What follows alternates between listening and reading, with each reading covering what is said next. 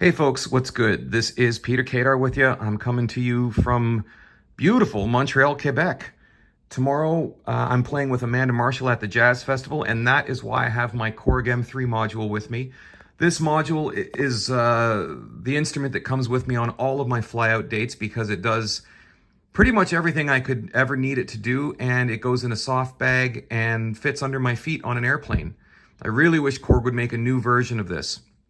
But, you know, it's an older machine, but it's still working.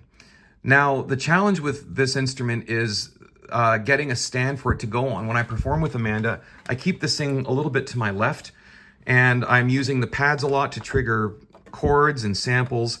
I'm muting and unmuting parts. I'm calling up patches and all that sort of stuff. So the M3 basically does everything I need in the show except for piano and organ, and those are the kinds of things I get backlined. Now, the problem with this is I need to put this on some kind of stand to get it up high enough. Usually what we do is I include a few links and a couple of photos in my backline request to get some kind of a laptop stand, something along these lines. But you would be surprised how often PA companies or backline companies just, I guess, don't want to make the effort or are unable to get something like this. So I've been wanting to have a solution I could travel with, and I've discovered the K&M. I think this is the K&M. I think it's called the 12150. I'll put a link in the description. But it's a standard laptop stand. But the nice thing with this is that the tray detaches from this. So this and this come apart and they can fit in my checked bag. Now, the only other problem with that is the M3 would normally lay flat on this. So I had to come up with some kind of a solution to get this to the angle that you see here. If you bought the M3 back in the day as just the module version, it was called the M3M. So it didn't come with any of the keyboards, but it did come with a couple of brackets that screwed onto the bottom that would allow you to orient this thing at a couple of different viewing angles. So mine doesn't have that, but it does have the thumb screws in the back. So what you see here is I've got a couple of hooks that I bought from Dollarama.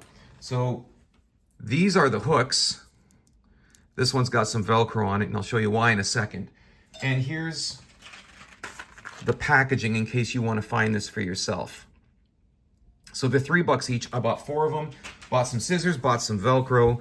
And the nice thing about these is that they have a few different holes for screw points. You can actually angle these and you know, move them sideways to get a lower angle if you want. But it's nice that they have that rubberized bottom because it prevents slipping on the surface of, you know, wherever you've got this thing set up. So that's the issue with this. Smooth surface. Unlike a lot of laptop stands, this doesn't have any sort of arms that tighten or anything that can secure whatever you've got on the tray. So that's where these things come in. Now, I could just put the M3 up here, but I bought I bought 2 more of these and I bought some Velcro. So what I'm going to do is I'm just going to press these down, make sure they're secured. Now, this isn't super tight, but I think it's enough to make it a safe and make it a slip-resistant surface. So there you go. I've got these 2 guys just sitting like that. And I'll grab the M3, pop the M3 up in here. And something like that. There we go. So now what we see is it's pretty secure.